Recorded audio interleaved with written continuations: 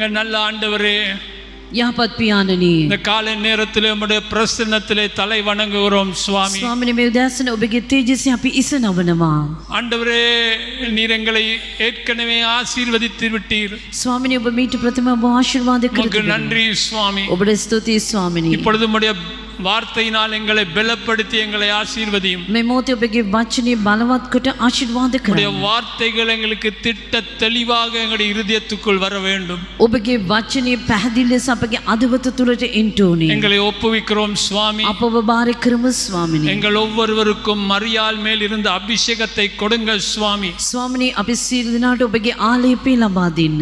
மரியாள் மேல் இருந்த அபிஷேகம், அதாவது உம்முடைய பாதத்திலே அமர்ந்திருந்து உம்முடைய வார்த்தைகளை கேட்கிற அந்த அபிஷேகத்தை தாங்கள் சுவாமி. මරියාගේ ආලේපය ඔබගේ පාද පාමුල රැඳී සිට වචනය අසන්නා වූ ආලේපය ලබා දෙන්න. இயேசுவின் நாமத்திலே வேண்டிக் கொள்கிறேன் நல்ல பிதாவே. යේසුස් වහන්සේගේ නාමයෙන් ආඥා කරමි අනගේ පියාණනි. ஆமென், ஆமென், ஆமென்.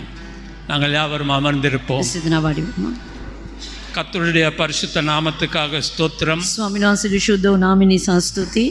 இந்த காலை நேரத்திலே ஆண்டவர் எங்களை இந்த இடத்துக்கு கொண்டு வந்து சேர்த்திருக்கிறார். මේ උදෑසන උනාස අපව මේ ස්ථානයට ගෙනවිත් තිබෙනවා. நிச்சயமாக நீங்கள் ஒவ்வொருவரும் இன்றைக்கு ஆசீர்வதிக்கப்பட்டு தான் போவீங்க. සැබවින්ම අද දවස ඔබ සිටින ආශිර්වාදය ලබාගෙන තමයි යන්නේ. ஏனென்றால் எங்களுடைய தேவன் ஆசீர்வதிக்கிற தேவனாயிருக்கிறார். ඒ දින අපගේ දෙවියන් වහන්සේ ආශිර්වාද කරන්නා වූ දෙවියන් වහන්සේ. ஆமென். ආමේන්. எசேக்கியேலுக்கு எழுதின எசேக்கியேல் தீர்க்கதரிசி எழுதின புத்தகம் එසේකි දිවසවරයා ලියුවා එසේකි පොත 14ஆம் அதிகாரம் 14 වෙනි පරිච්ඡේදය 13 14 வசனங்கள். 13 14 වෙනි පදය. எசேக்கியேல் புத்தகம் එසේකියල් පොත 14ஆம் அதிகாரம் 14 වෙනි පරිච්ඡේදය 13 14 வசனங்கள். 13 14. மனுபுத்திரனே, ஒரு தேசம் எனக்கு விரோதமாய் துரோகம் பண்ணிக்கொண்டே இருந்து பாவம் செய்தால் நான் அதற்கு விரோதமாக என் கையை நீட்டி அதில் அப்பம் என்னும் ஆதரவு கோலை முறித்து அதில் பஞ்சத்தை அனுப்பி மனுஷரையும் மிருகங்களையும் அதில் இராதபடிக்கு நாசம் பண்ணுவேன். அப்பொழுது நோவா, தானியேல், யோபு ஆகிய இம்மூன்று புருஷரும் அதன் நடுவில் இருந்தாலும் அவர்கள் தங்கள் நீதியினால் தங்கள் ஆத்துமாக்களை மாத்திரம் தப்புவிப்பார்கள் என்று கர்த்தராகிய ஆண்டவர் சொல்லுகிறார். මනුෂ්‍ය පුත්‍රයා යම් දේශයක ද්‍රෝගී කමින් මට විරුද්ධව පව් කරන නිසා මා ඊට විරුද්ධව මාගේ අත දිගුකොට ඒ කෑම නැමැති යෂ්ටිය නැති කර ඊට විරුද්ධව සාගතේ යවා එතනින් මනුෂ්‍යයා සහ මුර්ගයන්ද සිඳ දමන විට නෝවා, දානියල්, යෝබ් යන මේ මනුෂ්‍යයන් තුන්දෙනා එයි සිටියත් ඔවුන් තමුන්ගේ ධර්මිෂ්ඨකමින් තමුන්ගේ මේ ප්‍රාණ පමණක් ගලවා ගන්නව ඇතැයි ස්වාමී දෙවියන් වහන්සේ කියනසේක. மிகவும் கடினமான வார்த்தைகள், ඉතා තද වූ වචනයක්. ஆனால் இந்த காலத்துக்கு ஏத்தமான சில வார்த்தைகள். නමුත් මේ වාතාවරණයට සරිලනසේ තිබෙනා වචනය. ஆண்டவர் சொல்லுகிறார், ස්වාමීන් වහන්සේ කියනවා ஒரு தேசம் எனக்கு விரோதமாய் එක දේශයක් මට විරුද්ධව සිටියොත් துரோகம் பண்ணிக்கொண்டே இருந்து ද්‍රෝගිකම් කරගෙන සිට பாவம் செய்தால் පාපයක් කළොත් நான் என் கையை நீட்டி මම මාගේ අත දිගුකොට முதலே அதில் அப்பம், அதாவது உணவு இல்லாமல் போகும், ඒ කියන්නේ ආහාරය නැතිව යනවා, பஞ்சத்தை அனுப்பி සාගතේ යවා மனுஷரையும் மிருகங்களையும் நாசம் பண்ணுவேன் என்று சொல்லுகிறார். මනුෂ්‍යන්ද මුර්ගියන්ද මම සිඳ දමනවා කියලා කියනවා. ஆனாலும் அந்த சூழ்நிலையிலே නමුත් ඒ වාතාවරණය තුලද ஆண்டவர் 3 பக்தர்களை பற்றி சொல்லுகிறார். දෙවියන් වහන්සේ භක්තිවන්තයන් 3 දෙනෙක් ගැන කියනවා. நோவா, தானியேல், யோபு. නෝවාද, දානියල්ද, යෝබ්ද. இந்த 3 பேர் இருந்தாலும் මේ 3 දෙනාම සිටියත් ஆண்டவர் சொல்லுகிறார், ස්වාමීන් වහන්සේ කියනවා அவர்களும் தாக்கப்படுவார்கள், ඔවුනොත් 3 දෙනා බලපෑමට ලක් ஆனால் වෙනවා. அவர்களுடைய நீதியின் நிமித்தமாக அவர்களுடைய ஆத்மாக்கள் மாத்திரமே தப்பும் என்கிறார். නමුත් උන්ගේ ධර්මිෂ්ඨකම නිසා ප්‍රාණීය පමණක් ගලවා ගන්නවා ඇත. 2 வருஷத்துக்கு முதல்ல கொரோனா வந்துச்சு. අවුරුදු 2කට ප්‍රථමයෙන් කොරෝනාව. அந்த கொரோனா வந்த உடனே ඒ කොරෝනා ආපු ගමන් பைபிள் வாசிக்காதவன் எல்லாம் வாசிக்க தொடங்கினான். බයිබලේ කියපු නැති සියලු දෙනා බයිබලේ කියුවා. பைபிள் வாசிக்காத கிறிஸ்தவர்களும் கிறிஸ்தவ அல்லாதவர்களும் வாசிக்க தொடங்கினார்கள். බයිබලේ කියවා නැති කිතුණුවන්ද කිතුණුවා නොවන අයද බයිබලේ කියුවා. பைபிள வாசிக்கிறேன்னா பைபிள் எல்லாம் வாசிக்கல, 91வது சங்கீதம் மாத்திரம் தான் வாசிச்சான். බයිබලේ කියන්නේ හැම පරිච්ඡේදයක්ම කිව්වේ නෑ, 91 වෙනි ගීතාවලිය විතරක් කියුවා. அந்த நாட்களிலே மிகவும் வாசிக்கப்பட்ட சங்கீதம் 91வது சங்கீதம். ඒ වකවානුව තුළ අධික ලෙස කියවීමට ලක් වුණා වූ පරිච්ඡේදය නම් 91 වෙනි ගීතාවලිය. கிறிஸ்தவர்களும் கிறிஸ்தவர்கள் அல்லாதவரும் அப்படியே வாசிச்சார். කිතුණුවන්ද කිතුණුව නොවන්නන්ද ඒ පරිච්ඡේදය එසේ ஆனால் කියුවා. அன்புள்ள சகோதர சகோதரிகளே, නමුත් සෙනෙවන්ත සහෝදර සහෝදරීනි, கொரோனாவினால் தாக்கப்பட்ட எத்தனை விசுவாசிகள், කොරෝනා නිසා බලපෑමට ලක් වුණා වූ ඇදහිලිවන්තයන් බොහෝ දෙනෙක් எவ்வளவு 91வது சங்கீதம் வாசிச்சாலும் அவர்கள் தாக்கப்பட்டார்கள். 91 වෙනි ගීතාවලිය කියවපු සියලු දෙනාම ඒ විපාකයට ලක් වුණා. நான் சொல்றது சரிதானே? මම කියන දේ හරි නේද? எத்தனை போதகர்மார், பல ஆண்டுகள் ஊழியம் செய்த போதகர்மார் අවුරුදු ගණන් සේවය කරපු සේවකයන් පාලකවරු පවා கொரோனாவினால் மரித்து போனார்கள். කොරෝනා නිසා ඔවුන් මිය ගියා. கொரோனா கிறிஸ்தவர்களை தாக்கிச்சுதா? කොරෝනා කිතුණුවන්ට බලපෑමක් ඇති ஆமா, කළාද? நிச்சயமாக தாக்கினது. නිසයිකම බලපෑමක් ඇති කළා. ஆமென். ආමේන්. ஆனால் නමුත් அந்த கிறிஸ்தவர்கள் எல்லாம், மரித்து போன கிறிஸ்தவர்கள் எல்லாரும் பரலோகம் போயிருப்பார்கள். නමුත් එදා දවසේ මැරුණව සීල කිතුණුවන් ස්වර්ග රාජ්‍යයට ගිහිල්ලා ඇති. அதுதான் ஆண்டவர் இந்த வசனங்களிலே சொல்லுகிறார். ඒක තමයි දෙවියන් වහන්සේ මේ වචنين කියන්නේ. கடைசி காலங்களிலே வரப்போகிற தாக்குதல்களுக்கு අවසාන කාලයේදී එන්ටි යන්නව බලපෑම් වලට கிறிஸ்தவர்களும் அதனால் தாக்கப்படலாம். කිතුණුවන්ද ඒට බලපෑමට ලක් වෙන්න පුළුවන්. ஆனால் அவர்கள் இயேசுவின் இரத்தத்தினால் கழுவப்பட்டிருப்பார்கள். ஆனால் එනමුත් ඔවුන් යේසුස් වහන්සේගේ ලේ කර්ණකටගෙන සෝදන ලැබ තිබෙනවා නම් கொள்ளை நோயினால் மரித்தாலும் பரலோகம் போவார்கள். ඒ රෝගිය තුලින් වසංගතය තුලින් ඔවුන් මැරුණත් ස්වර්ග රාජ්‍යයට යනවා. ஆமென். ආමේන්. இது கொஞ்சம் உங்களுக்கு புதுசா இருக்கலாம். මේක ටිකක් ඔබට අලුත් වෙන්න சில පුළුවන්. நேரங்கள் நீங்க யோசித்திருப்பீங்க, நான் கிறிஸ்தவன், எனக்கெல்லாம் கொரோனா வராது. සමහරවිට ඔබ කල්පනා කරන්න බෑ මම කිතුණුවෙක් මට කොරෝනා ඉන්නේ නැහැ. வராட்டி கர்த்தருக்கு ஸ்தோத்திரம், வந்தா அதுக்கு அண்ணாலும் கர்த்தருக்கு ஸ்தோத்திரம், நீங்க பரலோகம் தான் போவீங்க. ආවත් දෙවියන් වහන්සේට ස්තුති, ආවේ නැති වුණත් දෙවියන් වහන්සේට ස්තුති. එසේ ආවත් ඔබ ස්වර්ග රාජ්‍යයට இந்த යනවා. இடத்துல ஆண்டவர் 3 பக்தர்களை பற்றி சொல்லுகிறார். මේ ස්ථානයේ උන්වහන්සේ භක්තිවන්තයන් 3 දෙනෙක් ගැන කියනවා. நோவா, தானியேல், யோபு. නෝවා, දානියෙල්, යෝබ්. ஆண்டவர் சொல்லுகிறார், இந்த 3 நபர்களும் සොම්නන්ස මේ 3 දෙනා ගැන කියනවා அவர்கள் நீதியினால், அவர்களுடைய நீதியினால் அவர்கள் ஆத்துமா தப்பவிக்கப்படும். ඔවුන්ගේ ධර්මිෂ්ඨකම කන්නකොටගෙන ඔවුන්ගේ ප්‍රාණය මුදනු ලබනවා. ஆண்டவர் ஏன் இந்த 3 நபரையும் செலக்ட் பண்ணிருக்காருன்னு பார்க்க දෙවියන් போறோம். වහන්සේ ඇයි මේ 3 දෙනාව තෝරාගත්තේ කියලා බලමු. நோவா, தானியேல், யோபு. නෝවා, දානියෙල්, යෝබ්. அன்புள்ள சகோதர சகோதரிகளே, සෙනවන්ත සහෝදර සහෝදරීනි, இந்த உலகத்திலே நாங்க வாழும் பொழுது, මේ ලෝකේ අපි ජීවත් වෙන්නේ විදිහට உண்மையான ஒரு கிறிஸ்தவனாக வாழும் பொழுது සැබෑ කිතුණුවෙක් ලෙස ජීවත් වෙද්දී நமக்கு எதிர்ப்பு அதிகமாக வரும். අපිට විරුද්ධකම් බොහොමයක් තිබෙනවා. ஆனால் அந்த எதிர்ப்புகள் எல்லாம் நாங்க மேற்கொள்ள வேண்டும். ඒ විරුද්ධකම් සියල්ල අපි මැඩ පවත්වන්න ඕනේ. முதலாவது நோவா, ප්‍රථමයෙන්ම නෝවා அவன் என்னத்தை மேற்கொண்டான்னு பார்ப்போம். ඔව් කුමක්ද ඔව් මැඩ පැවැත්තුවේ? நோவா නෝවා உலகத்தை மேற்கொண்டான். ඔව් ලෝකයෙන් ජයගත්තා. ஆதியாகமம் 6ஆம் அதிகாரம் 5ஆம் வசனத்திலிருந்து வாசிக்கும் பொழுது, උත්පත්තියේ 5 වෙනි පරිච්ඡේදයේ 6 වෙනි පදයේ සිට 5 වෙනි පරිච්ඡේදය 5 වෙනි පදයේ 6 වෙනි පදයේ සිට 5 වෙනි පරිච්ඡේදයේ 6 වෙනි පදයේ සිට කියවද්දී 5 වෙනි පරිච්ඡේදය 5 වෙනි පද 6:5 6 වෙනි පරිච්ඡේදයේ 5 වෙනි පදය. மனுஷனுடைய அக்கிரமம் பூமியிலே பெருகினது என்றும் அவன் இருதயத்து நினைவுகளின் தோற்றமெல்லாம் நித்தமும் பொல்லாதது என்றும் கர்த்தர் கண்டு, தாம் பூமியிலே மனுஷனை உண்டாக்கினதற்காக கர்த்தர் மனஸ்தாபப்பட்டார். அவர் இருதயத்துக்கு விசனமாயிருந்தது. அப்பொழுது கர்த்தர், நான் சிருஷ்டித்த மனுஷனை பூமியின் மேல் வைக்காமல் மனுஷன் முதற்கொண்டு மிருகங்கள், ஊரும் பிராணிகள், ஆகாயத்து பறவைகள் பரியந்தம் உண்டாயிருக்கவைகளை நிக்கிரகம் பண்ணுவேன். நான் அவர்களை உண்டாக்கினது எனக்கு மனஸ்தாபமாக இருக்கிறது என்றார். මනුෂ්‍යයාගේ දුෂ්ටකම පොළවේ මහත් බවද, මනුෂ්‍යයාගේ සිතී කල්පනා කවර අරමුණක් නිරන්තරයෙන් නපුරුව තිබෙන බවද ස්වාමීන් වහන්සේ දුටුසේක. තවද ස්වාමීන් වහන්සේ පොළවේ මනුෂ්‍යයා සෑදූ බැවින් තැවි තමන් සිතින්ම ශෝකෝසේක. ස්වාමීන් වහන්සේ මා විසින් මවන ලද මනුෂ්‍යයා භූමිය මත පිටින් නැති කර දමන්නෙමි. මනුෂ්‍යයන්ද මුර්ගයන්ද බඩගා යන සත්‍යයන්ද ආකාශයේ පක්ෂීන්ද නැති කර දමන්නෙමි. මක් නිසාද මම ඔවුන් සෑදූ බැවින් තැවෙමි කීසේක. ඒත් නෝවා ස්වාමීන් වහන්සේගෙන් කරුණාව ලැබුවේය.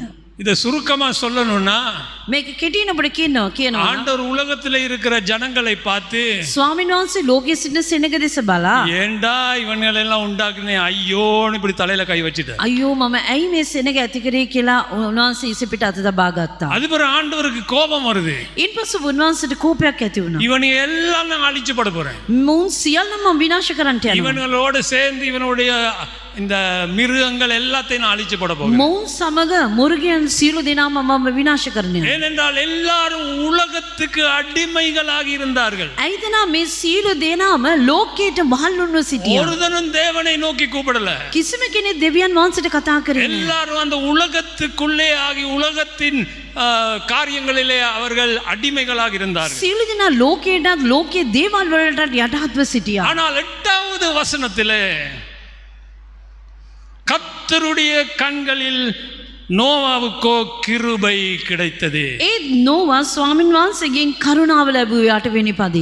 அன்றைக்கு அந்த லட்சக்கணக்கான ஜனங்களுக்குள்ளே ஒரே ஒரு மனிதன் கர்த்தருடைய கண்களிலே அவனுக்கு கிருபை கிடைத்தது. එදා දවසේ ලක්ෂ ගණන් සෙනග මැදියේ උන්වහන්සේගේ දෙනෙත් වලින් නෝවාට කරුණාව இந்த ලැබුණා. உலகத்திலே இருக்க மனிதர்கள் எல்லாம் உலகத்திலே பாவத்துக்குள் அடிமையாகி குடித்து வெறித்து தாங்கள் நினைத்த மன்னமாகவே வாழ்க்கையை நடத்தி கொண்டிருக்கும் பொழுது මේ ලෝකයේ සෙනග ලෝකේ පාපවලට බීමට හැම දෙයකටම මාල් වෙලා ලෝකේ දේවල් භුක්ති විඳින්න සිටින විටදී 9ஆம் வசனத்திலே நாங்கள் பார்க்கிறோம் நோவா தேவனோடே சஞ்சரித்து கொண்டிருந்தான். அவன் நீதிமானும் උත්තමනුමාயிருந்தான். 9 වෙනි පදයේ කියනවා නෝවා ධර්මිෂ්ඨ මනුෂ්‍යක තමාගේ පරම්පරාවෙන් සම්පූර්ණ සිටියේ. නෝවා දෙවියන් වහන්සේ සමග ඇසුරුණීය. பாருங்க, உலகம் முழுவதும் தேவனை புறக்கணித்து உலகத்தில் இந்த ஜனங்கள் எல்லாரும் தேவனை புறக்கணித்து பாவத்துக்குள்ளே இருக்கும் பொழுது நோவா என்கிற ஒரே ஒரு மனிதன் මුළු සෙනගම දෙවියන් වහන්සේ එපා කොට ජීවත් වෙද්දී නෝවා කියනා එක මිනිහෙක් தேவனுடைய கண்களிலே கிருபை பெற்றது அவனுக்கு. දෙවියන් වහන්සේගේ දෙනෙත් වලින් කරුණාව ලැබුණා. காரணம் என்ன? කාරණේ කුමක්ද? அவன் உலகத்தாரோடு சேரவில்லை. ඔව් ලෝකයේ සමග එක්සිතුනේ නැහැ. உலகத்தார் செய்கிற காரியங்களோடு அவன் ஈடுபடவில்லை. ලෝකේ කරනව දේ සමග ඔවුන් සහභාගී වුණේ නැහැ. அவன் தேவனோடு சஞ்சித்துக் ඔව් கொண்டிருந்தான். දෙවියන් වහන්සේ සමග ඇසුරුනේ. ஆமென். ආමේන්. அப்படியானால் එසේනම් நோவா නෝවා உலகத்தை மேற்கொண்டான். ලෝකයෙන් ජයගත්තා. ஆமென். ආමේන්. இன்னைக்கு நாங்க எத்தனை பேர் உலகத்தை மேற்கொண்டிருக்கிறோம்? අද කී දෙනෙක්ද මේ ලෝකයෙන් ජයගෙන තිබෙන්නේ? அன்புள்ள சகோதர சகோதரிகளே, සිනිවන්ත සහෝදර ஆண்டவர் සහෝදරියනි. சொல்லுகிறார், දෙවියන් වහන්සේ කියනවා உங்களுடைய ஆத்துமாக்கள் தப்ப வேண்டுமானால் உலகத்தை மேற்கொள்ளுங்க. ඔබගේ ප්‍රාණයේ මුදන ලබන්න ඕනේ නම් මේ ලෝකෙන් ඔබ ජය ගන්නට ඕනේ. ரோமருக்கு எழுதின நிருபத்திலே பவுல் அப்போஸ்தலன் 12ஆம் அதிகாரத்திலே 2ஆம் வசனத்திலே இப்படி சொல்லுகிறார், රෝම් 12 වෙනි පරිච්ඡේදයේ දෙවෙනි පදයේ පෞල්තුමා මේ ආකාරයට කියනවා இந்த பிரபஞ்சத்திற்கு ஒத்த வேஷம் தெரியாமல். பிரபஞ்சம் என்றால் என்ன? இந்த உலகம். මේ ලෝකෙට වෙස් මූල නොතබා මේ ලෝකයේ දේවල්ට වහල් නොවි தேவனுடைய நன்மையும் பிரியமும் பரிபூர்ணமான சித்தமும் இன்னென்று பகுத்தறியத்தக்கதாக உங்கள் மனம் புதிதாகிறதினாலே மறுரூபமாகுங்கள். නුඹලා මේ ලෝකයේ ආකාරයට සමාන නොවි දෙවියන් වහන්සේගේ කැමැත්ත එනම් යහපත් වූ පිළිගත යුතු වූ සම්පූර්ණ වූ දේ කුමක්ද කියා දැනගන්නා පිණිස සිත අලුත් කර ගැනීමේ අන්‍යාකාර ඇත්තෝ වේල්ලා. அன்புள்ள கிறிஸ்தவ சகோதர சகோதரிகளே, සෙනෙවන්ත කිතුණු සහෝදර நாங்கள் இந்த සහෝදරියනි உலகத்திலே இருந்தாலும் நாங்கள் உலகத்தார் அல்ல. අපි මේ ලෝකයේ සිටියත් අපි මේ ලෝකයට අයිති අය නොව உலகத்தாருக்கும் எங்களுக்கும் ஒரு வித்தியாசம் கட்டாயமாக இருக்கவே வேண்டும். ලෝකයේ අයටත් අපටත් වෙනස්කමක් ඇත්තෙන්ම තිබෙන්න ඕනේ. ஆண்டவராகிய இயேசு கிறிஸ்துவுடைய கடைசி ஜெபம் யோவான் 17ஆம் அதிகாரம் 16ஆம் வசனத்திலே அவர் இப்படி ஜெபிக்கிறார். යෝවන් 17 වෙනි පරිච්ඡේදයේ 16 වෙනි පදයේ උන්වහන්සේගේ අවසන් යාඥාව මෙසේ තිබුණා. நான் உலகத்தான் அல்லாதது போல அவர்களும் உலகத்தார் அல்ல. මා ලෝකේ නොවන්නාක් මෙන් ඔහුද ලෝකේ නොවෙති. இயேசு பிதாவை பார்த்து உங்களை குறித்து அப்படி சொல்ல முடியுமா?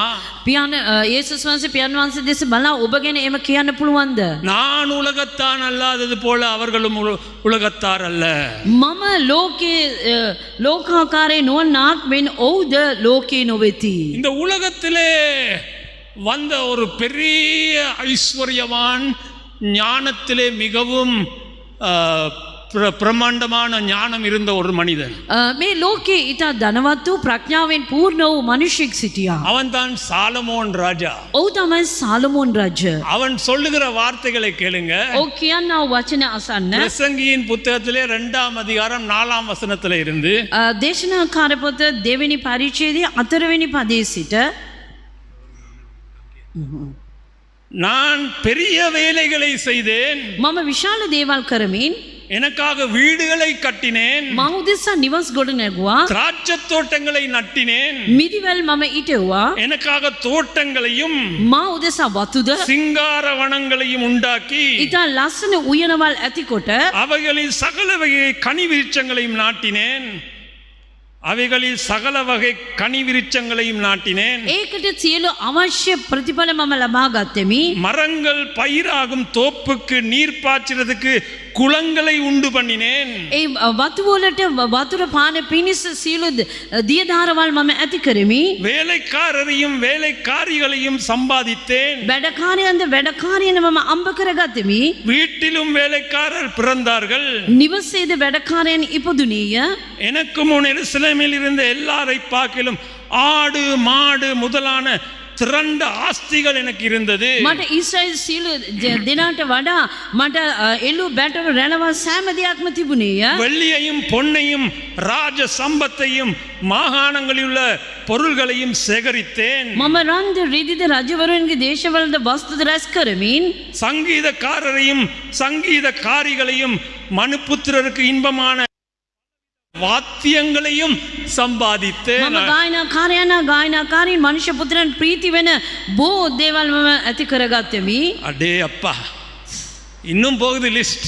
තවත් ලැස්තිව යනවා. எனக்கு முன் எருசலேமில் இருந்த எல்லாரை பார்க்கிலும் நான் பெரியவனும் මෙසේ යෙරුසලමේ මට පළමුවෙන් සිටි සියල්ලන්ට වඩා මම උතුම්ද திரவிய சம்பனுமானேன். දියුණු වීද என் ஞானமும் என்னோட கூட இருந்தது. මාගේ ප්‍රඥාව මා තුළ පැවතුණීය.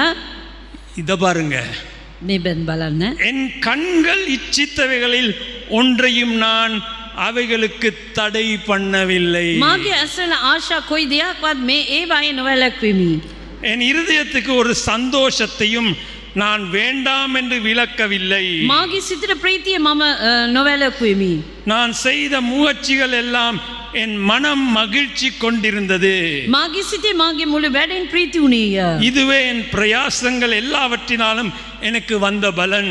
මේ නමුත් මාගේ අත්වලින් කළා වූ සියලු කර්මාන්තවල කරන්න මාගේ වෙහෙසය. என் கைகள் செய்த சகல வேலைகளையும் நான் பட்ட எல்லா பிரயாசத்தையும் கண்ணோக்கி பார்த்தேன். මාගේ දෙසට වැළූ විට සියල්ල මාගේ අත්වලින් කළා වූ සියලු දේ කර්මාන්ත කරන්න මා බැලුවෙමි. 11ஆம் வசனத்திலே சாலமோன் ராஜா சொல்லுகிறான், 11 වෙනි පදයේ සාලමෝන් රජ කියනවා தனக்கு இருந்த எல்லா அந்த சொத்துக்கள், அந்த ஆனந்த இன்பங்கள், குடி வகைகள், வேலைக்காரிகள், தங்கம் பொண்ணு எல்லாத்தையும் பார்த்து என் கண்கள் பார்த்து මා ළඟ තිබෙන වස්තු වැඩකාරයන් භාර්යාව හැම දෙයක්ම මම මගේ ඇස් වලින් බලලා அவன் என்ன சொல்றான் தெரியுமா? ඔව් කුමද කියන්නේ කියලා දන්නවද? இதோ எல்லாம் மாயையும் මෙන්න සියල්ල ඉස්ත மனதுக்கு சஞ்சலமா இருந்தது.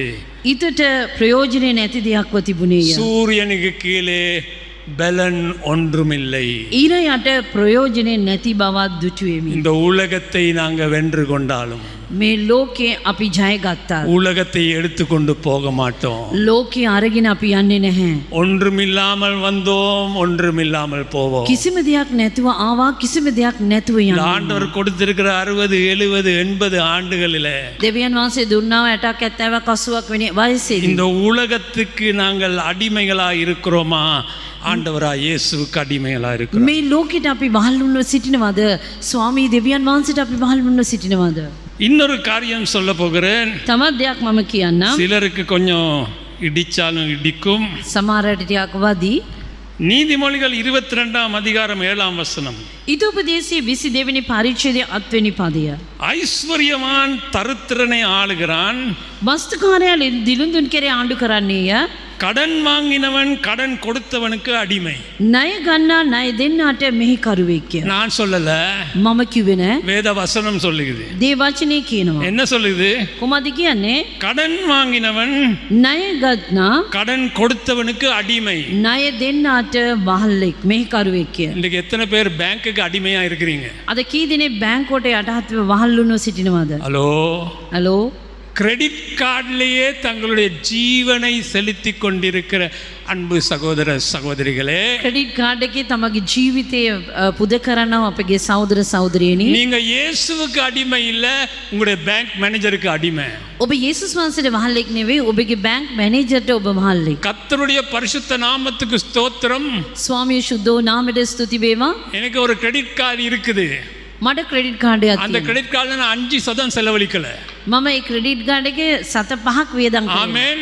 ආමේන්. பணம் இருந்தா வாங்கி சாப்பிடுவோம் அல்லது சும்மா இருப்போம். මුදල් තිබුණොත් අරගෙන කනවා, නැත්නම් නිකන් ඉන්නවා. கிரெடிட் கார்டு யூஸ் பண்ணி ஒன்றும் நாங்க வாங்க மாட்டோம். ක්‍රෙඩිට් කාඩ් එක යූස් කරලා මම කිසිම දෙයක් ගන්නෙ නැහැ. அன்புள்ள சகோதர சகோதரிகளே, සෙනෙවන්ත සහෝදර සහෝදරියනි, அநேக கிறிஸ்தவர்கள் பண கஷ்டத்துக்குள் ஆகிறதுக்கு காரணம் அதுதான்.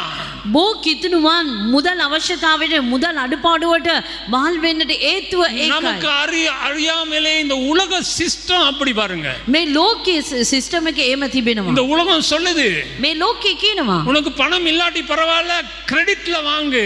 ඔබට මුදල් නැති වුණාට කමන්නේ, ඔබ ණයට இந்த ගන්න. பேங்க்காரங்க போல பொல்லாதவங்க ஒருத்தனும் இருக்க மாட்டானு. මේ බැංකාරයන් වගේ නපුරු මිනිස්සු කවුරුත් නැහැ. 0% இன்ட்ரெஸ்ட் தருவேன்னு சொல்லி உங்களை மயக்க பார்ப்பான். 0% ඉන්ට්‍රස් එකක් දෙන පොලි දෙනවා ஏமாந்து කියලා போகாதீங்க. කියනවා. ඔබ රැවටෙන්න එපා. 0% இன்ட்ரெஸ்ட் கொடுக்கிறது ஒரே மாத்திரம்தான், இயேசு கிறிஸ்து மாத்திரமே. ඒ පොලියට දෙන්නව එකම තැනන් වහන්සේ විතරයි, උන්වහන්සේ. அவர் மாத்திரம்தான் 0% இன்ட்ரெஸ்ட்ல ரத்தத்தை சிந்தினார் உங்களுக்காக. උන්වහන්සේ විතරයි 0% ඉන්ට්‍රස් එකක් දෙන්නව දෙවියන් වහන්සේ. அன்புள்ள சகோதர சகோதரிகளே, සෙනෙවන්ත සහෝදර அந்த සහෝදරියනි, கடன் இதுல இருந்து வெளியே வர பாருங்க. ඒ ණයෙන් ඔබ එළියට එන්න බලන්න.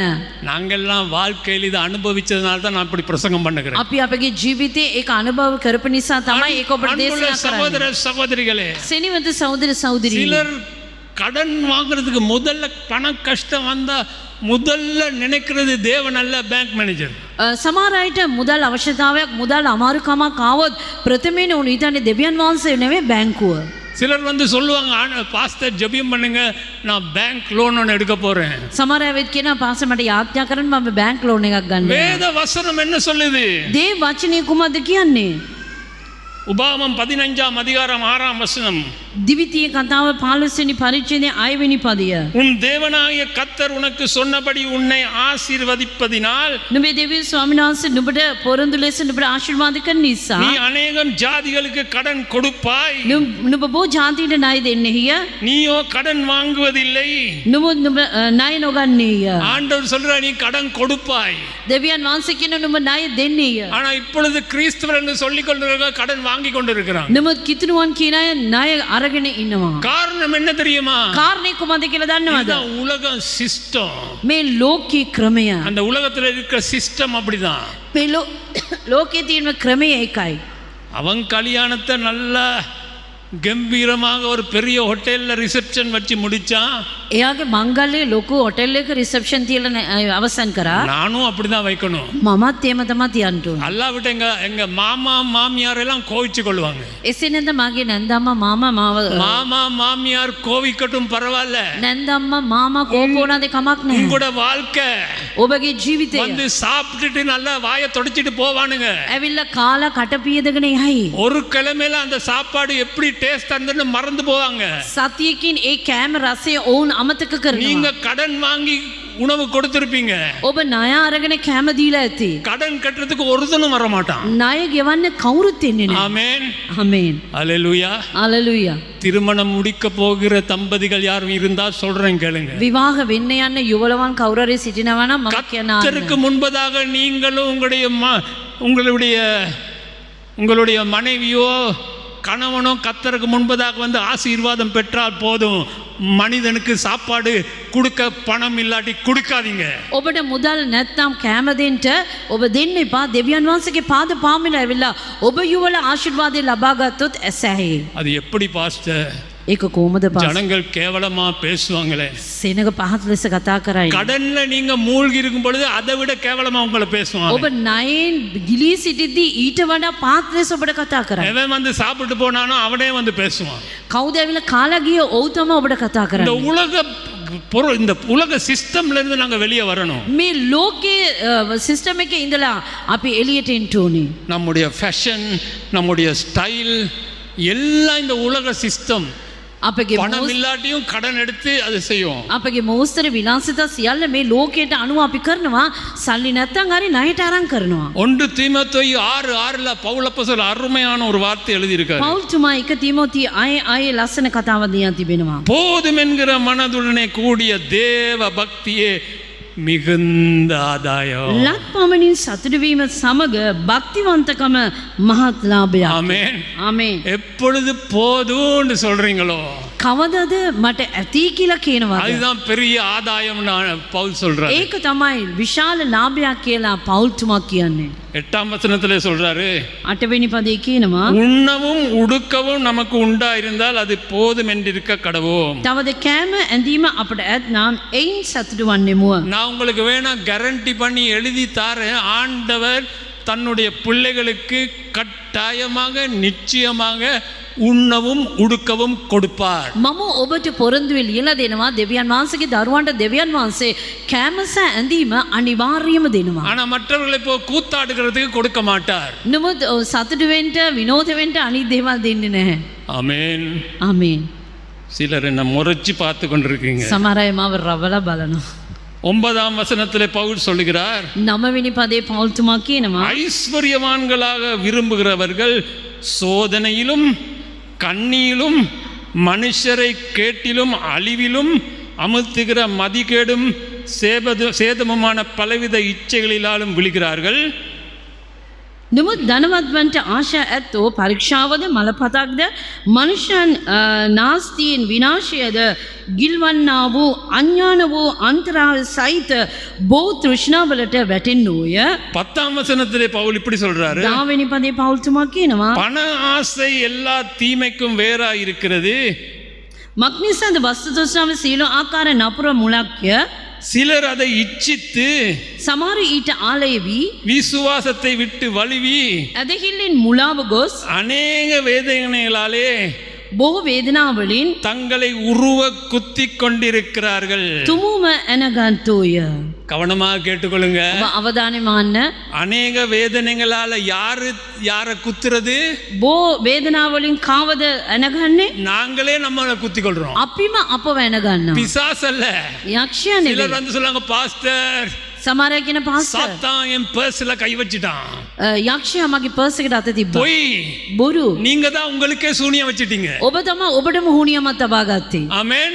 ආමේන්. நீங்க தான் உங்களை உருவ குத்தி கொண்டிருக்கீங்க. ඔබ ඔබවම ඇනගෙන සිටිනවා. அன்புள்ள சகோதர சகோதரிகளே, සිනවන්ත இதுல இருந்து நாங்க සහෝදරයෝ விடுதலையாக வெளியே வரணும். මේකෙන් අපි නිදහස් වෙලා එළියට එන්න ඕනේ. வெக்கத்துக்குள்ளாக தேவையில்ல. ලැජ්ජ වෙන්න අවශ්‍ය නැහැ. ஆண்டவர் இவ்வளவுதான் எனக்கு கொடுத்திருக்கிறாரு. දෙවියන් වහන්සේ මෙච්චරයි මට දී තිබෙන්නේ. அதுக்குள்ளே நான் சந்தோஷமாக வாழ்கிறேன். මේ ඇතුළත මම සතුටින් ජීවත් වෙමි. 1 யோவான் 2:15 එක යෝවාන් 2:15 உலகத்தில் உள்ளவைகளிலும் அன்பு கூறாதிருங்கள். ලෝකයටවත් ලෝකයේ තිබෙන දේවල්ටත් ප්‍රේම නොකරල්ලා எப்படி உலகத்திலும் බලන්න உலகத்தில் உள்ளவைகளிலும் அன்பு ලෝකයේ තිබෙන கூறாதிருங்கள். දේවල්ටත් ප්‍රේම නොකරල්ලා ஒருவன் உலகத்தில் அன்பு கூர்ந்தால் அவனிடத்திலே பிதாவின் அன்பு இல்லை. යමෙක් ලෝකයට ප්‍රේම කරේ නම් පියාණන් වහන්සේගේ ප්‍රේමය උතුල නැත. அதுக்கு பிறகு யோவான் என்ன சொல்றார் தெரியுமா? ඊට පස්සේ යෝවාන් තුමා කොහොමද කියන්නේ කියලා දන්නවද? மாம்ச இச்சை, මාංශික තෘෂ්ණාව, கண்களின் இச்சை, ඇසුරු තෘෂ්ණාවත්, ஜீவனத்தின் பெருமை, ජීවිතයේ අංකාරකමත් இதெல்லாம் எங்க வருது? මේ සියල්ල කොහෙන්ද எங்க இருந்து வருது தெரியுமா? කොහෙන්ද එන්නේ කියලා දන්නවද? உலகத்தில் உள்ளவைகள் எல்லாம் பிதாவின் உண்டானவைகள் அல்ல, அவைகள் உலகத்தினால் உண்டானவைகள். මක් නිසාද ලෝකයේ තිබෙන දේවල් පියාණන් වහන්සේගේ නොව මේක ලෝකයේ වේ. அன்புள்ள சகோதர சகோதரிகளே, ප්‍රේමවන්ත සහෝදර සහෝදරියනි, நாங்கள் உலகத்தை மேற்கொள்ள வேண்டும். අපි ලෝකයෙන් ජය ගන්න ඕනේ. உலகத்தை ஜெயிக்க வேண்டும். ලෝකයෙන් ජය ගන්නට இந்த ඕනේ. உலகத்தின் சிஸ்டம்ல இருந்து நாங்க வெளியே வரணும். මේ ලෝකේ ක්‍රමයෙන් අපි එළියට එන්න ඕනේ. தேவனை பிரியப்படுத்துகிற வாழ்க்கையை வாழ வேண்டும். දෙවියන් වහන්සේට ප්‍රසන්න වෙන ජීවිතයක් අපි ජීවත් கொஞ்ச වෙන්න காலம் ඕනේ. கஷ்டமா தான் இருக்கும். ටික දවසක් අමාරු වෙයි. ஆனா ஆண்டவர் உங்களை ஆசீர்வதிக்க தொடங்கின பிறகு නෙමෙ දෙවියන් වහන්සේ ඔබ ආශිර්වාද කරන්න පටන් ගත්තට அதுலயும் ஒரு පස්සේ ஆபத்து இருக்கு. ඒකත් විපතක් තිබෙනවා. ஆண்டவர் ஆசீர்வதிக்க தொடங்கணும்னா ஆண்டவருக்கு டாடா பாய் சொல்லிட்டு போயிருவாங்க. දෙවියන් වහන්සේ ආශිර්වාද කරන්න පටන් ගත්තට පස්සේ දෙවියන් වහන්සේට ටටා බයි කියලා යන්න එපා. அப்படியும் இருக்கு. එසේත් තිබෙනවා. அது ஒரு திருப்பி ஆண்டவர் ஒரு கொட்டு கொடுக்கறன்னு திருப்பி வருவாங்க. ඊට පස්සේ දෙවියන් වහන්සේ ආයේ ගහන විටදී උන්වහන්සේ වෙතට එනවා. இந்த உலகத்தின் படியே நாங்க நடக்க கூடாது. මේ ලෝකයේ අනුව අපි ජීවත් වෙන විට உலகத்துல இருந்து வெளியே வரணும். ලෝකයෙන් අපි ඉවතට சரி, එන්න. இரண்டாவது நபர். දෙවෙනි පුද්ගලයා. முதலாவது நாங்க பார்த்தோம் நோவா. ප්‍රථමයෙන් අපි බැලුවා නෝවා. இரண்டாவது ஆண்டவர் சொல்லுகிறார் தானியேல். දෙවියන් වහන්සේ කියනවා දානියෙල්. தானியேல் என்னத்தை மேற்கொண்டான்? දානියෙල් කුමක්ද ජයගත්තේ? தானியேல் மாம்சத்தை மேற்கொண்டான். දානියෙල් මාංශයෙන් ජයගත්තා. தானியேல் 1:8 இது வாசிக்கும் பொழுது දානියෙල් පළවෙනි පරිච්ඡේදයේ 8වෙනි පදයේ සිට කියවද්දී தானியேலையும் 3 நண்பர்களையும் சிறைப்பிடித்து கொண்டு வருகிறார்கள். දානියෙල්ගේ මිත්‍රයන් තුන්දෙනා වහල් බවට ගේනවා. அப்போ ராஜா அவங்களை பார்த்து சொல்லுகிறார், එවිට රජතුමා උදෙස බලා කියනවා, நீங்க என்னுடைய பந்தியில உட்கார்ந்து என்னுடைய சாப்பாடை சாப்பிடுங்க. ඔබ මාගේ මේසේ වාඩි වෙලා මාගේ කෑම ඔබ කන්න ඕනේ. அப்ப தானியேல் அந்த அதுக்கு இன்சார்ஜா இருந்த மனிதனை பார்த்து சொல்லுகிறார், ඒ නායකයව සිටියා ඒ තැනතර දානියෙල් කියනවා, ராஜாவுடைய சாப்பாடு எங்களுக்கு வேணாம். රජුරුවන්ගේ කෑම අපිට එපා. அப்ப அவன் சொல்றான் தானியேலை பார்த்து, එවිටදී දානියෙල් දෙස බලා நீங்க කියනවා, ராஜாவுடைய சாப்பாடு சாப்பிட்டா தான் දානියෙල්ට කියනවා ඔබ රජුගේ කෑම කෑවොත් நல்ல තමයි அழகா இருப்பீங்க. ඔබ ලස්සනට ඉන්නේ. ஆனா அவன் சொல்றான், இல்ல නමුත් ඔව් කියනවා නැහැ. நீங்க வேணா 10 நாளைக்கு டெஸ்ட் பண்ணி பாருங்க. ඔබට අවශ්‍ය නම් දවස් 10කට අපව පරීක්ෂා කරලා බලන්න. அவன் என்ன சொல்லுகிறான்? ඔව් කුමද කියන්නේ? 12ஆம் வசனத்திலே 12 වෙනි පදය 10 நாள் வரைக்கும் அது அடியாரை சோதித்து பாரும். දවස් 10ක් වෙනකන් ඔබගේ දාසයන් පරීක්ෂා කර බලන්න. எங்களுக்கு புசிக்க பருப்பு முதலான மரக்கறிகளையும் குடிக்க தண்ணீரையும் தாங்க. නුඹලාගේ කෑමද බීමද නියම කළ මාගේ කෑම. அவன் சொல்ற, ராஜாவுடைய பந்தியிலே ඔව් කියනවා රජුගේ මේසේ பிரியாணி இருக்குது, බුරියානි තිබෙනවා, மிக்ஸ் ஃப்ரைட் ரைஸ் இருக்கு, මික්ස් ෆ්‍රයිඩ් රයිස් තියෙනවා, ஹாட் பட்டர் கட்டல் ஃபிஷ் இருக்கு, කටල් ෆිෂ් තියෙනවා, ரோஸ் போக் இருக்கு, රෝස් පෝක් තියෙනවා, டெவல் பீஃப் இருக்கு. ඩෙවල් බීෆ් சொல்லுங்க வேற என்ன? கார்லிக் ப்ரான் இருக்கு. கார்லிக் ப்ரான் ගාලික් බ්‍රෝන් තියෙනවා. எனக்கு விருப்பமானது எல்லாம் நான் சொல்றேன். පාස්ටර් කැමති දේ කියන. இதெல்லாம் இருக்கு, இதெல்லாம் சாப்பிடுங்க. මේ දේ තිබෙන ඔබ කන්න. ஆனா தானியேல் என்ன சொல்றான்? නමුත් දානියෙල් කුමද කියන්නේ? ஐயோ அதெல்லாம் எனக்கு வேணாம், අනේ මේවා මට එපා. பருப்பும் தண்ணியும் தான் போதும். පරිප්පුද වතුරද තිබුණොත් ඇති. ஆமென். ආමේන්. நாங்கெல்லாம் அப்படி ஒரு இன்விடேஷன் கிடைச்சா අපිට ඒ වගේ ඉන්විටේෂන් එකක් හම්බුණා. ராஜாவுடைய பந்தியில இருந்து என்ன மாதிரி சாப்பிடுவோம் தெரியுமா? රජුගේ මේසේ ඉඳලා කොච්චර දුරට හොඳට කනවා. வாயால சாப்பிட்டு காது மூக்கால வெளியே வர வரைக்கும் சாப்பிடுவோம். කටේ කණෙන් එළියට එනකන් අපි කනවා. ஆனா தானியேல் என்ன சொல்லுகிறான்? නමුත් දානියෙල් කුමද කියන්නේ? வேணாம், එපා. பருப்பும் தண்ணியும் போதும். පරිප්පුද බීමට වතුරද ඇති. அப்படியே அவங்களுக்கு பருப்பும் தண்ணியும் கொடுத்தான். එසේම ඔහු කෑමද බීමද නියම කළේය. 15ஆம் வசனம் சொல்கிறது, 15 පදයේ කියනවා 10 நாள் சென்ற பிறகு දස දවසකට පසු ராஜ போதனத்தை புசித்த எல்லா வாலிபரை பார்க்கிலும் රජුන්ගේ භෝජනය කෑවා වූ සියලු යෞවනයන්ට වඩා அவர்கள் முகம் களையுள்ளதாயும் ඔහු පෙනීමෙන් උදව சரீரம் புஷ்டியுள்ளதாயும் காணப்பட்டது. මාංශයෙන් තරව සිටියෝය. அன்புள்ள சகோதர சகோதரிகளே, සෙනෙවද සහෝදර සහෝදරී, அவன் மாம்ச இச்சைக்கு இடம் கொடுக்கவில்லை. ඔහු මාංශික තෘෂ්ණාවලට ඉඩ ஒரு දුන්නේ නැහැ. கிறிஸ்தவனுக்கு வர்ற 2வது போராட்டம், එක කිතුණෙකුට එන දෙවෙනි පරීක්ෂාව. முதலாவது உலகம், ප්‍රථමේ ලෝකය, 2வது மாம்சம். දෙවනුව මාංශය. இந்த ரோமர் 8ஆம் அதிகாரத்தை நீங்க போய் வீட்டுல போய் வாசிச்சு பாருங்க. ඔබ ගෙදර ගිහලා රෝමර් 8 වෙනි පරිච්ඡේදය කියවා බලන්න. உங்களுடைய மாம்சத்துக்கும் பரிசுத்த ஆவியானவருக்கும் இடையில இருக்கிற போராட்டத்தை பவுல் நல்லா அழகா எழுதி வச்சிருக்கிறார். ඔබගේ මාංශයටත් සුදාත්මන් වහන්සේටත් අතර තිබෙන පොරබැදීම පෞල්තුමා ලස්සනට ලියා තිබෙනවා. அது எல்லாம் வாசிக்க இங்க டைம் இல்ல. ඒ සියලු දේ කියවන්න நீங்க වෙලා வீட்டுல போய் வாசிச்சு பாருங்க. ඔබ ගෙදරට ගිහලා කියවන්න. இந்த மாம்சம் பாருங்க, මේ මාංශය බලන්න. இந்த மாம்சத்துக்கு ஏதாவது ஒரு ஆனந்தத்தை கொடுக்கக்கூடிய ஒரு காரியத்தை ஒருக்கா கொடுத்து பாருங்க, அது திருப்பி வேணும் வேணும் வேணும் வேணும் வேணும்னு சொல்லி கொண்டிருக்கும். මේ මාංශයට ප්‍රීතිය දෙන්නා වූ යම්කිසි දෙයක් එක වතාවක් දීලා බලන්න, නැවතත් ඒක ඕනි ඕනි කියලා ඉල්ලයි. உதாரணமாக උදාහරණේ இன்றைக்கு ஒரு ஃபுல் பாட்டில் கோக் குடிச்சு பாருங்க. අද ෆුල් බොටල් කොකා කෝලා එකක් ඔබ බීලා බලන්න. நாளைக்கும் கொக்கோ கோலா குடிக்கணும் போல இருக்கும். ඊටත් ඔබ කොකා කෝලා බොන්න ඕනි කියලා ආස அது කරනවා. உண்மை. ඒක ඇත්ත. ஏன்னா கொக்கோ கோலால கெஃபைன் இருக்கு. ඒකේ කොකා කෝලා එකේ කැෆීන් තියෙනවා. அந்த மாம்சத்துக்கு அது போனோம்னா அந்த மாம்சம் திருப்பி அது வேணும்னு சொல்லும். ඒ මාංශයට ගියාට පස්සේ ඒ මාංශය තවත් ඉල්ලයි. இந்த குடி பழக்கத்துக்குள்ள போறவங்கள பாருங்க. මේ බීමට යටත් වෙන අයව ඔබ දේශ බලන්න. முதல்ல ஒரு சின்ன ட்ரிங்க் தான் எடுப்பாங்க. ප්‍රථමයෙන් ටිකක් තමයි ඔබ බොන්නේ. அடுத்த நாள் அந்த மாம்சம் அது வேணும் வேணும்னு கேட்கும். ඊළඟට ඒ මාංශය තවත් ඕනේ ඕනේ කියලා ඉල්ලයි. அப்படியே குடிச்சு குடிச்சு குடிக்காரராக மாறிடும். එහෙම බීලා බීලා බීලා බේබත් දෙක්ම වෙනවා. அப்படியே சிகரெட் குடிக்கிறவங்களும் සිගරට් බොන අයවත් බලන්න. முதல்ல ஒரு சிகரெட் குடிப்பாங்க.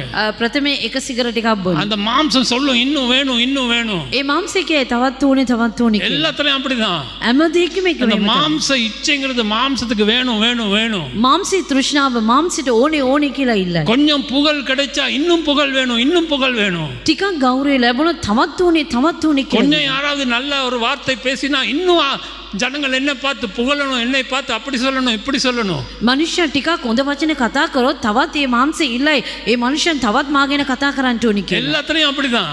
සෑම දෙයකම එහෙම තමයි. போன கிழமை நாங்கெல்லாம் ஒரு ட்ரிப் போயிட்டு வந்தோம். ගිය සතියේ අපි විනෝද චාරිකාවක් இந்த ගියා. ஷாம் இப்பொழுது என்ன பார்க்குற நேரம் சொன்னா, பாஸ்டர் அடுத்த மாசம் போவோம், பாஸ்டர் அடுத்த மாசம் போவோம். මේ ශාම් මොනවද කරන්නේ? මාව බලන හැම මොහොතෙම පාසල් ලබන මාසෙත් යන් කියලා. அவனுக்கு அது வேணும். ඔව්ට ඒක ඕනේ. மாம்ச இச்சை. මානසික තෘෂ්ණාව. ஆமென். ආමේන්. அன்புள்ள சகோதர சகோதரிகளே, සෙනෙවද සහෝදර සහෝදරියනි. ஒரு நாள் பிளேன்ல ஏறி இன்னொரு நாட்டுக்கு போயிட்டு வாங்க. එක දවසක් ඔබ ප්ලේන් එකේ නැගලා තවත් රටකට ගිහිල්ලා බලන්න. வந்த பிறகு திருப்பியும் போகணும் திருப்பியும் போகணும் திருப்பியும் போகணும்னு ஒரு ஆசை இருக்கும். ආවට පස්සේ ආයෙ යන්න ඕනේ කියන ආශාවක් ඇති වෙනවා. அதுதான் மாம்ச இச்சை. ඒ සියලු දේ මානසික තෘෂ්ණාව. அந்த மாம்ச இச்சையை அடக்குவதுக்கு நான் அறிந்திருக்கணும். ඒ මානසික තෘෂ්ණාව ජය ගන්නට අපි දැනගෙන සිටින්න ඕනේ. அந்த மாம்ச இச்சையை அடக்குவதுக்கு பரிசுத்த ஆவியானவர் வேணும். ඒ මානසික තෘෂ්ණාව මැඩපවත්වන්නට සුදාත්මන් වහන්සේ ඕනේ. மாம்ச இச்சையும் பரிசுத்த ஆவியும் ஒன்றா இருக்க முடியாது. මානසික තෘෂ්ණාවත් සුදාත්මන් වහන්සේටත් එකතැන ඉන්න බෑ.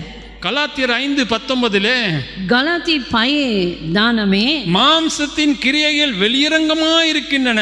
මානසික ක්‍රියාවල් එළිදරව් වන්නේ. இவையாவன මේ සියලු දේ விபச்சாரம், வேசித்தனம், அசுத்தம், காமவிகாரம், වෛශ්‍යකම, අපවිත්‍රකම, සල්ලාලකම, விக்கிரகாராதனை, பில்லிசூனியம், பகைகள், விரோதங்கள், வைராக்கியங்கள், கோபங்கள், சண்டைகள், பிரிவினைகள், மார்க்க பேதங்கள், රූප වැඳීම, මායාව, සතුරුකම, විවාද, ඊර්ෂ්‍යාව, ක්‍රෝධය, පක්ෂපාතිකම, ભેදේ, ලබෙදි ભેදය, වෛරය, பொறாமைகள், கொலைகள், வெறிகள், களியாட்டுகள் முதலானவைகளே. ලබෙදි ભેද, වෛරය, බීමත්කම, මංගල්‍ය, ගෝසාසා තවත් මේ වැනි දේවල්. இப்படிப்பட்டவைகளை செய்கிறவர்கள் தேவனுடைய ராஜ்யத்தை சுதந்தரிப்பதில்லை என்று முன்னே நான் உங்களுக்கு சொன்னது போல இப்பொழுதும் உங்களுக்கு சொல்கிறேன். මෙබඳු දේ කරන්නට දෙවියන් වහන්සේගේ රාජ්‍යයට උරුම කර උරුම නොලැබෙන බව මම නුඹලාට ප්‍රථම කී ලෙසම දැනුත් කලින් නුඹලාට කියමි. அன்புள்ள சகோதர சகோதரிகளே, සෙනෙහවන්ත සහෝදර සහෝදරීනි, நான் சொல்றதெல்லாம் உறுதிப்படுத்துறதுக்கு ஒரு வசனத்தை காட்டி கொடுக்க போகிறேன். මම කියන සෑම දෙයක්ම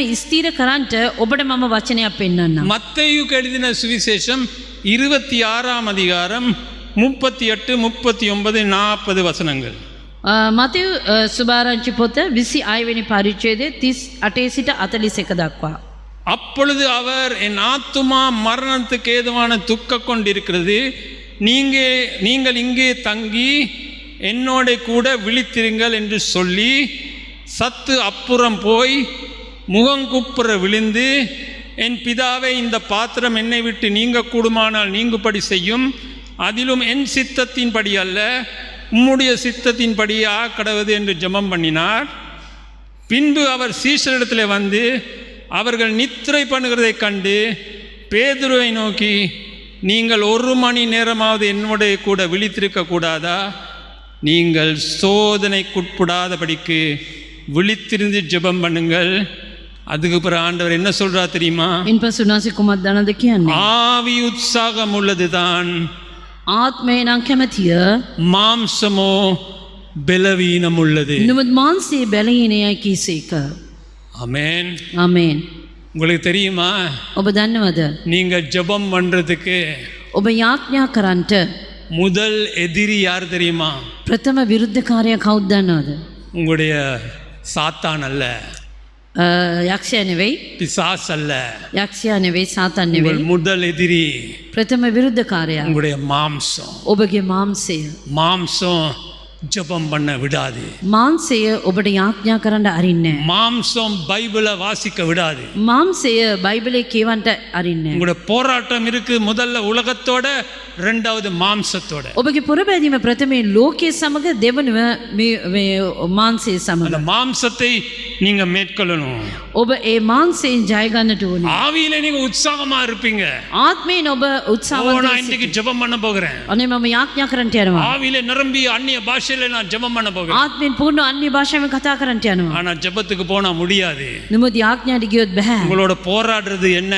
ඔබ සමග පුරබදින්නේ මොකද්ද? உங்களுடைய மாம்சம். ඔබගේ මාංශය. அதுதான் பவுல் சொல்லுகிறாரு, එමෙ නිසා තමයි පවුල් තුමා உங்களுடைய කියන්නේ மாம்சத்தை சிலுவையில அறையணும். මේ මාංශය කුරුසපත් කරන්න. ஆமென்.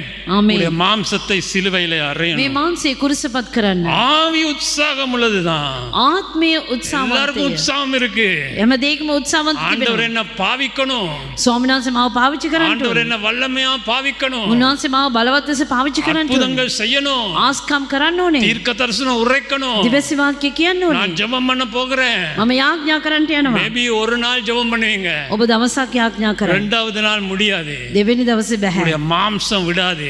මාංශය ඉඩ අරින්නේ නැහැ. மாம்சத்துக்கு உற்சாகம் இல்ல, මාංශයට උත්සාහවන්තකමක් නැහැ. மாம்சம் பலவீனம் உள்ளது. මාංශයේ බැලහීන. அன்புள்ள சகோதர சகோதரிகளே, සෙනෙහවන්ත සහෝදර සහෝදරීනි, பரிசுத்த ஆவியானவர் ශුද්ධ ආත්මයන් වහන්සේ மாம்சத்தை மேற்கொள்வதற்கு எங்களுக்கு உதவி செய்வார். මාංශයෙන් ජය ගන්නට උන්වහන්සේ උපකාර කරයි.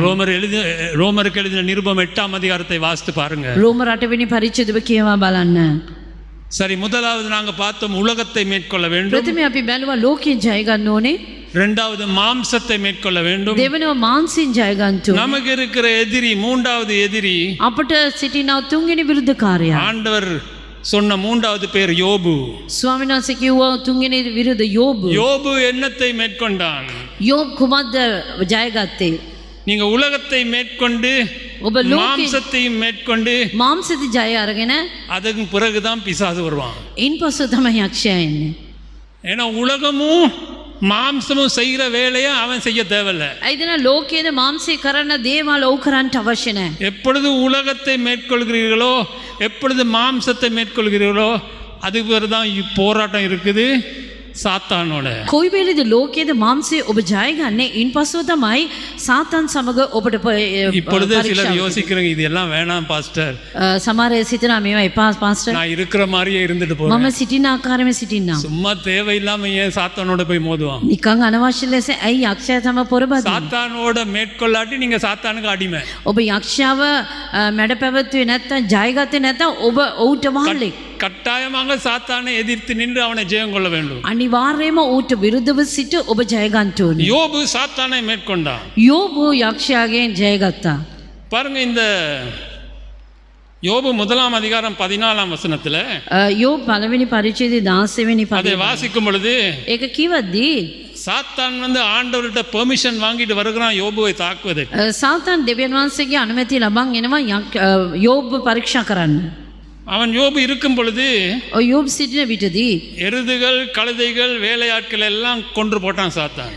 යක්ෂයා ඔහුගේ එළි බැටළු සේවකයන් සියලු දෙනා මරා දැම්මා. அதே பிறகு ஒட்டகங்கள் வேலையாட்கள் எல்லாரையும் கொண்டு போட்டான். ඉන්පසුව සියලු වැඩකාරයන්ද වැඩකාරියන්ද මරා அதே දැම්මා. பிறகு அவனுடைய குமாரரையும் குமாரத்திகளையும் கொன்று போட்டான். ඉන්පසුව ඔහුගේ දූවරුන්ද පුත්‍රයන්ද මැරුවා. பாருங்க, ஒரு மனிதனுடைய வஸ்துக்கள், அவனுடைய உடைமைகள், அவனுடைய பணம், அவனுடைய பிஸ்னஸ் எல்லாவற்றையும் சாத்தான் அழித்து கடைசியாக அவனுடைய பிள்ளைகளையும் கொண்டு போட்டான். යම්කිසි මිනිසෙකුගේ වස්තු ඔහුගේ ව්‍යාපාරයේ සෑම දෙයක්ම විනාශ කරලා අවසානයේදී ඔහුගේ දරුවන්වත් විනාශ කරනවා. ஆனா யோபு என்ன செய்யறான் பாருங்க, නමුත් යෝබ් කුමද කරේ කියලා 21 வசனத்திலே 21 වෙනි පදයේ அவன் சொல்றான், நிர்வாணியா என் தாயின் கற்பத்திலிருந்து வந்தேன், නග්නව මාගේ මව් කුසින් ආවෙමි, நிர்வாணியாய் அவடத்துக்கு திரும்புவேன். එසේම නග්නව ඇරී යන්නෙමි. கத்தர் கொடுத்தார், கத்தர் எடுத்தார், ස්වාමීන් වහන්සේ දුන්සේක ස්වාමීන් වහන්සේ ගත්සේක. கத்தருடைய நாமத்துக்கு ஸ்தோத்திரம். ස්වාමීන්ගේ නාමයට ප්‍රශංසා වේවා. 22 வசனம் சொல்லுது, 22 වෙනි පදයේ කියනවා இவை எல்லாவற்றிலும் பாவம் செய்யவும் இல்லை, මේ සියල්ලදී යෝබ් පව් කළේවත් அவன் தேவனை பார்த்து குறை சொல்லவும் இல்லை. අඥානකමෙන් දෙවියන් වහන්සේට දොස් තැබුවේවත් சரி, නැත. இப்போ அவனுடைய ப்ராப்பர்ட்டி, அவனுடைய வீடு வாசல், அவனுடைய பிள்ளைகள், அவனுடைய உடைமைகள் எல்லாத்தையும் இழந்து விட்டான். ඔහු වස්තු ඔලඟ තිබුණා සෑම දෙයක්ම ඔහුගේ දරුවන් හැම දෙයක්ම අයිමි කරගත්තා. 2 அதிகாரத்திலே சாத்தான் திருப்பி போறான் ஆண்டவர்கிட்ட. දෙවෙනි පරිච්ඡේදයේ යක්ෂයා ආයේ දෙවියන් වහන්සේ වෙතට යනවා. ஆண்டவர்கிட்ட போய் இப்பொழுது அனுமதி வாங்கி கொண்டு வருகிறான், என்ன, ஜோபுக்கு வியாதியை கொண்டு வரதுக்கு. උන්වහන්සේගේ අනුමැතිය ලබන් එනවා නැවත යෝබ්ට රෝගයක් ගෙන දෙන්නට. அவனுடைய உச்சந்தலைந்து உள்ளங்கால் வரைக்கும் கொடிய பருக்கள், அவன் உடம்பு முழுக்கும் கட்டி. ඔහුගේ පතුලේ ඉසේ සිට පතුල දක්වා ඉස් මුදිනේ සිට පතුල දක්වා ගඩු අටගත්තේ. அவன் ஒரு ஓட்டை எடுத்து தன்னை சுருண்டி கொண்டே சாம்பலிலே உட்கார்ந்தான். ඔහු කැබිය මේ කසාකාරයක් කසාගෙන ඔහු අයිනේ වාඩි වෙලා හිටියා. வீடு வாசல் போச்சுது, නිවස් ගියා, மிருகங்கள் எல்லாம் போச்சுது, මුර්ගන් සියලු දෙනා ගියා, பணம் எல்லாம் போச்சுது, මුදල් ගියා, பிள்ளைகளும் போயிட்டாங்க, ළමයිනෙත් ගියා, உடம்புல இருக்கிற சுகமும் போயிட்டுது. ශරීරයේ තිබෙන සුවයත් ගියා. கடைசியில் ஒன்னே ஒன்று இருந்துச்சு பாருங்க. අවසානයේදී එකම එක දෙයක් තිබුණා. ஏன் சிரிக்கிறீங்க? அவளுக்கு தெரியும். கடைசியில் ஒன்னே ஒன்று இருக்கு, அதையும் சாத்தான் தொடரான் பாருங்க. අවසානයේදී එකම එක දෙයක් තිබුණා, ඒකත් යක්ෂයාට ගැස්සුවා. அவனுக்கு விட்டு வச்சது என்ன? மனைவி. ඔව් අතෑරිය කුමක්ද? භාර්යාව. கடைசி மனைவி தான் இருந்தா. අවසානයේදී භාර්යාව තමයි සිටියේ. சாத்தான் மனைவிக்குள்ளேயும் புகுறான் பாருங்க. යක්ෂයා භාර්යාව තුලටත් ගියා බලන්න. அடப்பாவி, පහුකාරය. இருந்தது எல்லாம் போயிடுது, තිබුණ දේ හැම දෙයක්ම ගියා. பிள்ளைகளும் போயிடுது, දරුවනුත් ගියා. மனைவிக்குள்ள சாத்தான் புகுறான் பாருங்க. භාර්යාව තුලට යක්ෂයා ගියා. அவன் என்ன சொல்றான் 9 வசனத்துல? 9 වෙනි පදේ බලන්න. அவன் மனைவி அவனை பார்த்து, එවිට ඔහුගේ භාර්යාව දෙස බලා, நீர் இன்னும் உம்முடைய உத்தமத்தில் உறுதியாய் நிற்கிறேயே, නුඹේ අවංකකම තවමත් පවත්වාගෙන ඉන්නවද? தேவனை தூஷித்து ஜீவனை விடும் என்றார். දෙවියන් වහන්සේ අතර දැමා මැරේවයි කීවාය. பாருங்க, බලන්න. சாத்தான் மனைவிக்குள்ள பூந்துட்டு மனைவி என்ன சொல்றா பாருங்க. යක්ෂයා භාර්යාව තුලට ගියාට පස්සේ භාර්යාව කොහොමද කියන්නේ කියලා බලන්න. இன்னும் தேவ பயத்தோட இருக்கிறாயே. තවත් දෙවියන් වහන්සේට බයව සිටිනවද? இப்ப வீடுகள்ல நடக்கிற காரியத்தை சொல்லட்டா? අද නිවස්වල සිදුවෙන දේ කියන්නේ. இன்னும் பைபிள் வாசிட்டு இருக்கியே, තවත් බයිබලේ කියවනවා. இன்னும் ஜெபம் பண்ணி கொண்டிருக்கியே. තවත් යාඥා කරනවා. சில மனைவிகள் சொல்லுவாங்க, සමහර භාර්යාවරු කියයි. இன்னும் சபைன்னு ஓடிக்கொண்டிருக்கியே, තවත් සභාව කියලා සභාවට දුවනවා. இன்னும் ஜெபக்கூடம் போய் கொண்டிருக்கியே. තවත් යාඥා රැසීම ஆண்டவர் உனக்கு என்ன செஞ்சிட்டாரு? දෙවියන් වහන්සේ මොනවද කරේ? கிழிச்சிட்டாரா? ඉරුවද? உனக்கு பணம் கொடுத்தாரா? ඔබට මුදල් உனக்கு දුන්නාද? சுகம் கொடுத்தாரா? සුවය දුන්නාද? உன்னை ஆசீர்வதிச்சாரா? ඔබ ආශිර්වාද කරා. சும்மா ஆண்டவர் ஆண்டவர் ஆண்டவர் නිකන් දෙවියන් වහන්සේ எப்ப பாட்டாலும் වර්ஷிப் பாட்டு கேட்டுக்கிட்டே හැම இருக்கீங்க. මොහොතෙම වර්ෂිප් ගීතිකාව சும்மா ஆண்டவர் தூசிட்டு தொலைஞ்சு போன்னு දෙවියන් වහන්සේ එපා කළා இல்லையா? නැතිලා යන්න. இல்லையா? එසේ නේද? அப்படிப்பட்ட மனைவிகள் இல்லையா? එවැනි භාර්යාවරු அன்பு නැද්ද? சகோதர சகோதரிகளே, සෙනෙහවන්ත සහෝදරි සහෝදරියනි, மனைவிமார் அப்படி பேசினா භාර්යාවරු එසේ කතා කරා மனைவிமார்க்கு மேல கோபப்படாதீங்க. භාර්යාවන් කෙරේ තරහ වෙන්න එපා. அவளுக்குள்ள ஒரு அசுத்தாவி பேசுது. ඈ තුල අසුද ආත්මයක් කතා කරනවා. ஆமென். ආමේන්. அன்புள்ள சகோதரரே, සෙනෙහවන්ත நீங்க සහෝදරියනි, தைரியமா இருங்க. ඔබ ධෛර්යයෙන් සිටින්න. நான் பாஸ்டர், எனக்கு கொஞ்சம் கதைகள் தெரியும். මම පාස්ටර්, මට කතාවක් දන්නවා. மனைவி கையோங்கி அடிக்கிறாளா? භාර්යාව අත දික් කරලා ගානවද? அடிக்காதீங்க. ගන්න එපා. மனைவி உங்களை பார்த்து துப்புறாளா? භාර්යාව ඔබ දෙස කෙල ගානවද? பயப்படாதீங்க. බය වෙන්න එපා. கர்த்தர் உங்களோட கூட இருக்கிறார். දෙවියන් වහන්සේ ඔබ සමග. அது அவள் இல்ல, அவளுக்குள்ள இருக்கிற ஒரு பிசாசு. ඒක ඔව් නෙවෙයි, ඔහු තුළ සිටිනා යක්ෂයා. யோபு சொன்ன மாதிரி சொல்லுங்க. යෝබ් කිව්ව ආකාරයට කියන්න. அவன் மறுமொழி கொடுக்கறான் மனைவிக்கு. ඔව් පිළිතුරු දෙනවා භාර්යාවට. 10ாம் வசனத்துல 10 පදය. அவன் சொல்லுகிறான், ඔව් කියනවා, நீ பைத்தியக்காரி பேசுறது போல் பேசுகிறாயே. නුඹ අඥාන ස්ත්‍රී එක්කෙනෙක් කතා කරන්නාක් මෙන් ஹalleluya. කතා කරන්නේ. சகோதரரே, கையோங்கறாங்க. සහෝදරනි, ඔබ අත උස්සන්න එපා. சொல்லுங்க, நீ பைத்தியக்காரி, නුඹ පිස්සියේ. நீ ஒரு லூசு. නුඹ පිස්සියේ කියලා உன்னை කියන්න. 134 ஏத்தி அங்கொடைக்கு அனுப்பணும். නුඹ 133 අංගොඩට යවන්න ඕනේ. அவன் சொல்றான், தேவன் கையிலே நன்மையை பெற்ற நாம் தீமையும் பெற வேண்டாமோ? අපි දෙවියන් වහන්සේගේ අතින් යාපත පිළිගනිමු නම් අයහපතත් පිළිගන්න ඕනේ கொஞ்சம் නෙවෙයි. யோசித்து பாருங்க, சாத்தான் என்ன நினைச்சிருப்பான்? ඔබ ටිකක් කල්පනා කරන්න, යක්ෂයා කොහොමද மனைவிக்குள்ள போய் அப்படி பேசினா භාර්යාව තුළට ගිහිල්ලා එහෙම யோபுக்கு කතා කරා. கோபம் வரும். යෝබට තරහයි. போய் 2 அறை வைப்பான். ඔව් ගහනවා කම්මුලට. கழுத்தை பிடிச்சு நெரிச்சு கொன்று போடுவான். බෙල්ල අල්ලලා මරලා දායි. அதுதான் சாத்தானுடைய பிளான். ඒක තමයි යක්ෂයාගේ ஆனா සැලැස්ම. யோபு என்ன சொல்றான்? නමුත් යෝබ් அட කුමක්ද කිව්වේ? பைத்தியக்காரி பேசுறது போல பேசுறியே. ඉසි කතා කරනකට කතා ஆண்டவர் கையில කරනවා. இருந்து நன்மையை பெற்றா நாங்க தீமையை பெறக்கூடாதா? දෙවියන් වහන්සේගේ යාපත ලබා ගත්තා අපි அவன் අයහපත ලබන්නේ. சாத்தானை மேற்கொண்டான். ඔව් යක්ෂයාගෙන් ජය Hallelujah. ගත්තා. හalleluya. இன்னொரு காரியம் சொல்லட்டா? තවත් දෙයක් කියන්නද? யோபுன் கதையை வாசிச்சு பாருங்க. යෝබ්ගේ කතාව කියවලා බලන්න. அந்த யோபு புத்தகத்துல கடைசில வரும் பொழுது යෝබ්ගේ පොතේ අවසානට එන විට அவனுக்கு என்னென்ன இருந்துச்சோ அதை 2 மடங்கா ஆண்டவர் கொடுத்தாரு. ඔහුට කුමක්ද තිබුණේ? ඒකේ දෙගුණයක් දෙවියන් වහන්සේ දුන්නා. கழுத, குதிரை, ஒட்டகம் எல்லாம் 2 கொடுத்தாரு. එළුවා බැටළුවා සියලු දෙයක් දෙගුණයක් ලෙස දුන්නා. வீடு வாசல் எல்லாம் 2 கொடுத்தாரு. නිවන් සියලු දෙයක් දෙගුණයක් ලෙස දුන්නා. பிள்ளைகளையும் திருப்பி கொடுத்தாரு. දරුවන්වත් ආයෙ දුන්නා. வேதம் சொல்லுகிறது දේවචනේ කියනවා அந்த மாதிரி அழகான பிள்ளைகள் பூமியிலே இல்லைன்னு. ඒ වගේ ලස්සන දරුවන් පොළවේ සිටියේ නැහැ. அவ்வளவு அழகான பிள்ளைகள். එච්චර අලංකාර දරුවන්. ஆனால் ඒ නමුත් மனைவி மாத்திரம் புது மனைவி கொடுக்கல. භාර්යාව විතරක් කලුත් භාර්යාවක් දුන්නේ නැහැ. ஆமென். ආමේන්. அன்புள்ள சகோதரரே, සෙනෙහවන්ත සහෝදරනි, நீங்க கல்யாணம் கட்ட மனைவி ඔබ විවාහ වුණා භාර්යාව அவ எவ்வளவு சாத்தானால பாவிக்கப்பட்டாலும் ඈ කොච්චර දුරට යක්ෂයා විසින් පාවිච්චි කරන ලැබුවත් கடைசி மட்டும் අවසානයේ දක්වා நீங்க மூச்சு முடிக்கிற வரைக்கும் ඔබගේ හුස්ම අවසන් වෙනතුරු அவள் தான் மனைவி. ඈ තමයි ඔබගේ භාර්යාව. ஆமென். ආමේන්. சகோதரர் எல்லாம் ஒரு ஆமென் சொல்லுங்களேன். සහෝදරයන් ආමේ කියලා කියන්න. இப்ப அவளை பார்க்க உங்களுக்கு ஒரு கஷ்டமாக இருக்கலாம். ඈව බලන්න ඔබට අමාරුවක් වෙන්න පුළුවන්. முந்தி இந்த அழகு இப்ப இல்ல. ඉස්සර තිබුණා ලස්සන දැන් නැහැ. முந்தி இருந்த ஃபிகர் இப்ப இல்ல. ඉස්සර තිබුණා ෆිගර් එක දැන් නැහැ. முந்தி ருசியா சமைப்பா, இப்ப என்னவோ கிண்டி வச்சிட்டு போறா. ඉස්සර හොඳට රසට ඔයයි දැන් නිකන් වෙලා ஆனாலும் යනවා. கடைசி நாள் பரியந்தம் නමුත් අවසාන දවස දක්වා பாஸ்டர் கோல்டன் சொல்லுவாரு, පාස්ටර් කෝල්ටන් කියයි. first is the best. පළවෙනි එක ඊට අනර්ගය එක. ஆமென். ආමේන්. முதலாவது மனைவி தான் கடைசி வரைக்கும். පළවෙනි භාර්යාව තමයි අවසාන දක්වා. சகோதரர், சில சகோதரர் ஆமென் சொல்ல மாட்டீங்களே. සමහර සහෝදරයන් ආමීන් කියනවා. நானும் 43 வருஷம் சிலுவையை சுமந்து கொண்டு வருகிறேன். 43 வருஷம் லேசி இல்ல பிரதர். நாங்கெல்லாம் சிலுவையா உங்களுக்கு? அன்புள்ள சகோதர சகோதரிகளே, 43ක් කවුරු சாத்தான் வருவான். කුරුසෙසලා යක්ෂයයි. சில நேரம் ஆண்டவரும் பேசுவாரு, சாத்தானும் பேசுவான். සමහර විට යක්ෂයත් කතා කරයි, දෙවියන් වහන්සේත් කතා இப்ப කරයි. ஆண்டவர் எனக்கு எக்ஸ்பீரியன்ஸ் கொடுத்திருக்காது, இது ஆண்டவரா பிசாசான்னு யூகித்து பார்த்து கொடு. දෙවියන් වහන්සේ මට හැම දෙයක්ම දීලා තියෙනවා, මේක යක්ෂයාද දෙවියන් වහන්සේද කියලා දැනගන්නට. பாருங்க, බලන්න.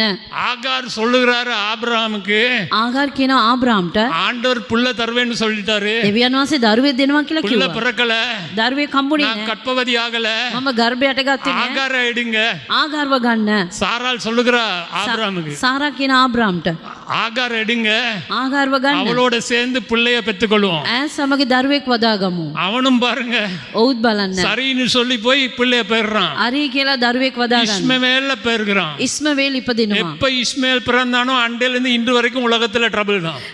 කවදද ඉස්මවේල් ඉපදුනේ? එදා දවසේ දක්වා අද දවස දක්වා ලෝකයේ තුල යුද්ධයක් තමයි. காரணம் என்ன? කාරණේ කොහොමද?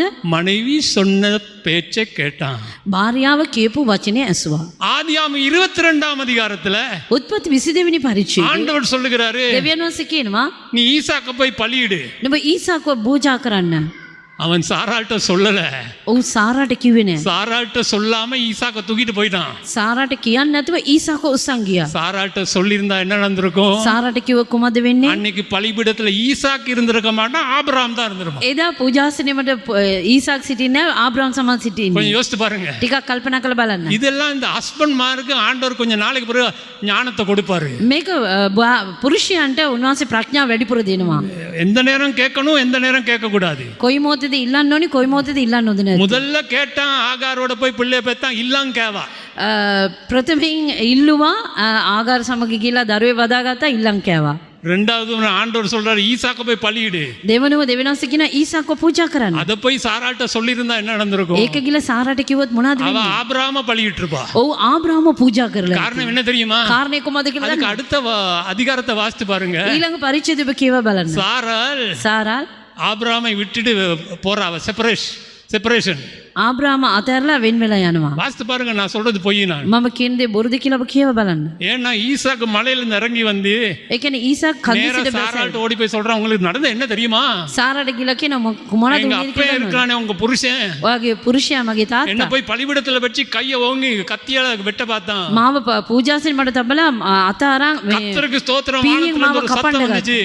ආසෙන් මට நான் සද්දයක් ඇති தப்பினேன் වුණා. பாருங்க. මම බේරුණා அவ බලන්න. கோபத்துல எழும்பி போயிட்டா. කෝපේ නැගිටලා ගියා. செப்பரேஷன்.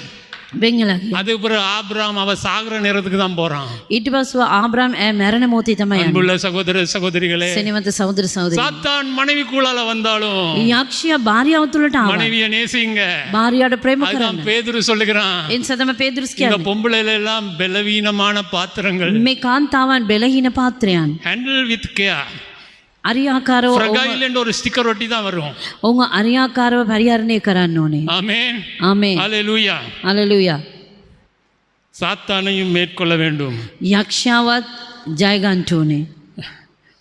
நான் முடிக்கணும், நிறைய இருக்கு. கடைசி இதை மாத்திரம் சொல்லி முடிக்கிறேன். අවසන් වචනේ විතරක් කියන්න. சாத்தான் உங்களுக்கு எதிராக வரும் பொழுது යක්ෂයා අපිට විරුද්ධ වෙද්දී பேதுரு 1 பேதுரு 5:8 பேதுரு சொல்லுகிறார், 1 පේදුරු 5:8 පේදුරුස්මා කියනවා பிசாசானவன் கச்சிக்கிற சிங்க போல வருவான். යක්ෂයා ගොරුවන සිංහෙක් ආකාරයට එනවා. அவன் யாரை விழுங்கலாமோ என்று வகை தேடி කාවද கொண்டு ගිලගමිද්දෝ කියලා ඔබම ඔබ ඇවිදිනවා. பேதுரு சொல்லுகிறான், அவனுக்கு எதிர்த்து நில்லுங்க. පේදුරුස්මා කියන ඔව්ට විරුද්ධව සිටින්න. சாத்தான் கட்சிக்கிற சிங்கத்தை போல வந்தா ඔව් ගොරුවන සිංහෙක් ආකාරයට ආවොත් எதிர்த்து நில்லுங்க. ඔව්ට විරුද්ධව සිටින්න. சாத்தான் சர்ப்பத்தை போல வந்தா යක්ෂයා සර්පේක ආකාරයට ආවොත් லூக்கா 10ஆம் அதிகாரம் 19ஆம் வசனத்திலே ලූකා 10:17 වෙනි පරිච්ඡේදය இதோ පදවල சர்ப்பங்களையும் தேள்களையும் மிதிக்கவும் சத்துருவனுடைய சகல வல்லமையும் மேற்கொள்ளும் உங்களுக்கு அதிகாரம் கொடுக்கிறேன். සර්පයන්ද ගෝනුසන්න පාගන්ටත් යක්ෂයාගේ සියලු දේ මැඩ පවත්වන්නටත් නුඹට බලය දෙමි. சாத்தான் சர்ப்பத்தை போல வந்தா යක්ෂයා සර්පේක ආකාරයට ආවොත් காலால மிதிங்க. කකුලෙන් පාගන්න. ஆமென். ආමේන්. சிங்கம் போல வந்தா எதிர்த்து நில்லுங்க, அவன் ஓடிடுவான். සිංහයා ආකාරය ආවොත් උට විරුද්ධව සිටින උදුවයි. சர்ப்பத்தை போல வந்தா காலால மிதிங்க. සර්පය ආකාරය ආවොත් ඔබගේ පාදවලින් පාගන්න. ஆண்டவர் அதிகாரம் கொடுத்திருக்கிறாரு. දෙවියන් වහන්සේ ඔබට බලය දී තිබෙනවා. ஆனால் එනමුත් சகோதரரே கேட்டுக்கொள்ளுங்க, සහෝදරයනි අසා ගන්න. சாத்தான் ஒரு பொம்பளை போல வந்தா යක්ෂයා ස්ත්‍රියෙක් ආකාරයට ආවොත් எதிர்த்து நிற்க முடியாது, ඔබට විරුද්ධව සිටින්න බෑ. காலால மிதிக்க முடியாது. කකුලෙන් පාගන්න බෑ. அப்படி செய்ய பாத்தீங்கன்னா එහෙම කරන්න ஓ හිතුවොත් கொஞ்சம் அந்நிய பாஷையில பேசி ටිකක් අන්‍ය භාෂාවෙන් කතා කරලා இயேசுவின் நாமத்துல சொன்னீங்கன்னா යේසුස් වහන්සේගේ නාමයෙන් කියලා කිව්වොත් கட்டில தான் போய் முடிவீங்க. ඔබ ඇඳේ තමා ගිල වැටෙන්නේ. பொம்பளை போல வந்தா சாத்தான் என்ன செய்யணும்? ගෑනු ආකාරයට આવත් යක්ෂයා කුමක්ද කරන්න ඕනේ? யோசேப்பு என்ன செய்தான்? යෝසෙප් කුමක්ද කරේ? துண்டையும் காணும் துணியையும் காணும்னு சொல்லி ஓடணும். ඔහු ළඟ තිබෙනා වූ සලුව අතහැරලා දුවන්න ඕනේ. ஆமென். ආමේන්. அதுக்கு வேற வழி இல்ல. ඒකට වෙන මාර්ගයක් නැහැ. யோசேப்பின் அபிஷேகம் வரணும் அந்த டைம்ல. යෝසෙප්ගේ ආලේපේ එන්න ඕනේ ඒ වෙලාවේ. துண்டையும் காணும் துணியையும் காணும் ஓடணும். සලුව අතහැරලා දුවන්න ඕනේ. அந்த டைம்ல எல்லாரும் ரணசிங்கராக மாறணும். ඒ විදිහදී තමයි රණසිංහවරු වෙන්න ඕනේ. தர்ஷிகாவை போல 100 மீட்டர் டேஷ் ஓடணும். මීටර් 100 දුවන්න ඕනේ දර්ශිකා ආකාරයට. ஆமென். பொம்பளை போல வந்தா எதிர்த்து நிக்காதீங்க. ස්ත්‍රී ආකාරයට ආවොත් විරුද්ධව සිටින්න එපා. ஓடுங்க. දුවන්න. அன்புள்ள சகோதர சகோதரிகளே, සෙනෙහවන්ත සහෝදර සහෝදරියනි. உலகத்தை மேற்கொள்வோம், ලෝකයෙන් ජය ගමු. மாம்சத்தை மேற்கொள்வோம், මාംසයෙන් ජය ගමු. சாத்தானை மேற்கொள்வோம். යක්ෂයාව ජය ගමු. வெளிப்படுத்தின விசேஷத்துல 7 தடவை ஆண்டவர் சொல்லுகிறார். එළිදරව් පොතේ උන්වහන්සේ අත්වතාවක් කියනවා. மேற்கொள்கிறவன் மேற்கொள்கிறவன் மேற்கொள்கிறவன். ජය ගන්නා ජය ගන්නා ජය ගන්නා. அன்புள்ள சகோதர சகோதரிகளே, සෙනෙහවන්ත සහෝදර இந்த සහෝදරියනි. காலை நேரத்துல මේ இந்த උදෑසන வசனங்கள் மூலமாக ஆண்டவர் எங்களை ஆசீர்வதிப்பார். මේ වචන තුලින් දෙවියන් වහන්සේ ආශිර්වාද කරයි நம்ம කියලා எல்லாரும் எழுந்து நிப்போம். අපි සිත නැගිට සිටමු. நாங்க ஜெபம் பண்ண போகிறோம். ප්‍රාර්ථනා කරන්න. ஹalleluya. හalleluya. ஆமென். கர்த்தர் நல்லவர். ස්වාමීන් වහන්සේ යහපත්. ஆமென். ආමේන්. இன்னும் 2 ஆயுதங்கள் ஆண்டவர் எங்களுக்கு கொடுத்திருக்கிறார். තවත් ආයුධ දෙකක් උන්වහන්සේ අපිට දී තිබෙනවා. சொல்லலாமா வேணாமான்னு யோசித்து கொண்டு இருந்தேன். කියන්න දෙපාද කියලා මම කල්පනා කරා. ஒரு நாள் நான் ஜெபத்துல இருக்கும் பொழுது දවසක් මම යාඥාවේ සිටින්දී எனக்கு முன்பதாக ஒரு பெரிய கருத்த உருவம் வந்து நின்றுச்சு. මා ඉදිරිපිට විශාල කළු පාට රූපයක් ඇවිල්ලා සිටගත්තා. என்னுடைய சரீரத்துல எல்லா தசையும் துடி துடி துடி துடிச்சு இருந்துச்சு. මාගේ ශරීරයේ හැම අංශයක්ම වෙවුලන්න පටන් ගත්තා. எனக்கு இருதயத்துல ஒரு பெரிய பயம். මගේ අදවතේ ලොකු බයක්. நான் ஒன்றும் பண்ணல. මම කිසිම දෙයක් කරේ නැහැ. blood of Jesus ன்னு சொன்னேன். அவ்வளவு. යේසුස් වහන්සේගේ ලේ කියලා කිව්වා. அது அப்படியே மறைந்து போனது. එසේම වෙනස් சாத்தானை எதிர்த்து நிற்க යක්ෂාව ජය ගන්න ஆண்டவருடைய ரத்தம் நமக்கு இருக்கு. ස්වාමීන් වහන්සේගේ ලේ இயேசுவின் ரத்தம் நமக்கு இருக்கு. යේසුස් වහන්සේගේ ලේ අපිට ஆமென். ආමේන්. இன்னைக்கு உங்க ஒவ்வொருவருக்கும் ஆண்டவர் இயேசுவின் ரத்தத்தை கொடுத்திருக்கிறார். අද ඔබ සිය දිනාට උන්වහන්සේගේ ලේ අපිට இயேசுவின் ரத்தத்தை அறிக்கையிடும் பொழுது යේසුස් වහන්සේගේ ලේ කැප කරන எந்த විදිහදී பிசாசுக்கும் அங்க நிக்க முடியாது. කුමන යක්ෂීටවත් ඉට ගන්න ආමේන්. ආමේන්. இன்னொரு நாள் තව දවසක් நான் ஜெபம் பண்ணி මම යාඥා முடிச்சு කළා. படுக்க போனேன். අවසානයේ නිදා ගන්න ගියා. அரை தூக்கம். මාගෙට නිදාගෙන ஒரு 4-5 பிசாசுகள் வந்துச்சு. යක්ෂයන් අතර පස් දෙනෙක්. அதுல என்னடா கரைச்சலா இருக்கு. අනේ මොනවාද මට இந்த බදයක්. மொபைல் போனை எடுத்தேன். මගේ මොබයිල් ෆෝන් එක ஆன் பண்ணிட்டு யூடியூபுக்கு போனேன். ආන් කරලා YouTube ගියා. ஆடியோ பைபிள்னு டைப் பண்ணேன். ආඩියෝ බයිබල් කියලා ටයිප් அதை කරා. ஆன் பண்ணிட்டு ඒක ආන් කරලා வசனத்தை கேளுன்னு சொல்லி நான் தூங்க போயிட்டேன். වචනේ හසන්නේ කියලා මම නිදා ගන්න அதுக்கு ගියා. அப்புறம் என்ன நடந்துச்சோ தெரியாது. ඊට මොනවද උනේ කියලා දන්නේ. பிசாசுகளை எதிர்த்து நிக்க යක්ෂයන්ට විරුද්ධව සිටින தேவனுடைய வசனத்தை ஆண்டவர் கொடுத்தார். දේව වචනේ උන්වහන්සේ අපිට දී இரு තිබෙනවා. கருக்குள்ள பட்டயமாகிய தேவனுடைய வசனம். දෙමුවත් කඩුවක් වෙන උන්වහන්සේගේ වචනේ. இயேசுவின் ரத்தமும் தேவனுடைய வசனமும் உங்கள்ல இருந்தா යේසුස් වහන්සේ ලේසා උන්වහන්සේගේ වචනේ ඔබ තුළ எந்த තිබේනා. பிசாசோ, எந்த மந்திர தந்திரமோ, எந்த பில்லி சூனியமோ உங்க கிட்ட வர முடியாது. මොන යක්ෂයෙක්වත් හොඳ මොන මන්ත්‍ර ඌනියමක්වත් ඔබ ළඟට එන්නට බෑ. என்ன கட்டடியா செஞ்ச ஊனியமா இருந்தாலும் உங்களை தாக்காது. මොන කට්ටඩියේ ඌනියමක් කරත් හරි ඒක ඔබට වදින්නේ නැහැ. கேரளால இருக்கிற கட்டாடி செஞ்சாலும் அது தாக்காது. කේරලාවල සිටිනව කට්ටඩිය කරත් හරි ඔබට වදින්නේ නැහැ. 1 யோவான் 4:4 ඒක යෝවාන් අතරේ අතර. சொல்லுங்க பார்க்கலாம். 1 யோவான் 4:4 ඒක යෝවාන් අතරේ අතර. உலகத்திலே இருக்கிறவனை விட ලෝකේ සිටිනාට වඩා என்னுக்குள் இருக்கிறவர் பெரியவர். මා තුළ සිටින තැනැත්තා ஆமென். උතුම්ය. அவர் எங்களுக்குள்ள இருக்கிறார். උන්වහන්සේ අප තුළ அவருடைய සිටිනවා. ரத்தம் எங்களுக்குள்ள இருக்கு. උන්වහන්සේගේ ලේ අප තුළ තිබෙනවා. பரிசுத்த ஆவியானவர் எங்களோட கூட இருக்கிறார். සුදාත්මනාස අප සමග தேவனுடைய සිටිනවා. வசனம் கைவசம் இருக்கு. දෙවියන් වහන්සේගේ වචනේ අපගේ අතේ. யார் எனக்கு முன்பதாக வர முடியும்? කවුද අපට විරුද්ධව ඉන්න யார் පුළුවන්? எனக்கு எதிராக நிக்க முடியும்? අපට විරුද්ධව කවුද සිටින්න පුළුවන්? ஜெயத்திலிருந்து ஜெயத்துக்கு போவோம். ජය පිට ජයට අපි යනවා. கர்த்தர் நம் கரத்தை பிடித்துக் கொண்டு முன் ස්වාමීන් செல்கிறார். වහන්සේ අපගේ දෑත අල්ලගෙන ඉදිරියට යනවා. சேனைகளின் கர்த்தர் எங்களுக்கு முன் செல்கிறார். සේනාවල ස්වාමීන් වහන්සේ අප ඉදිරිපිට යනවා. ஆமென். ආමේන්. இன்னைக்கு எல்லாம் நாங்க வெற்றி பாடலை பாட போகிறோம். අපි සිටින ජයග්‍රහණ ගීතිකාව காரணம் ගායනා என்ன? කරනවා. சேனைகளின் கர்த்தர் எங்கள் நடுவில் இருக்கிறார். සේනාවල ස්වාමීන් වහන්සේ අප මැද ஆமென். සිටිනවා. எல்லாரும் உற்சாகமாக අපි பாடுவோம். සියද උත්සාහවන්තව ගායනා කරමු.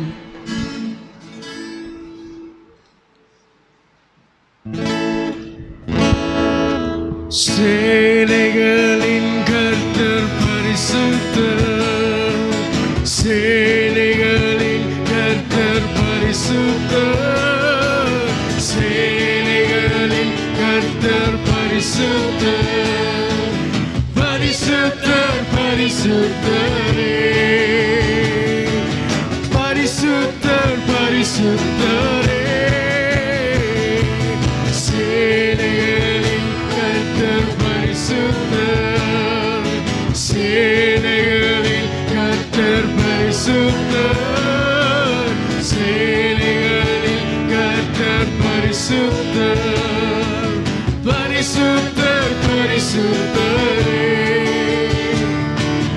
பரிசுத்தர் பரிசுத்தரே, சேனைகளின் கர்த்தர் பரிசுத்தர். பாடுவோம், சேனைகளின் கர்த்தர், சேனைகளின் கர்த்தர், ஓ